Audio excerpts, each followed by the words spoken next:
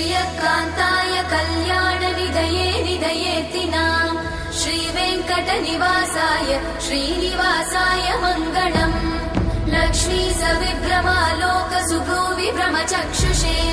चक्षुषे सर्वलोकानां वेङ्कटेशाय मङ्गलम् श्रीवेङ्कटाद्रिशृङ्गाग्रमङ्गलाभरणाङ्गये मङ्गलानां निवासाय श्रीनिवासाय मङ्गलम् सर्वावयव सौन्दर्य सम्पदा सर्वचेतसां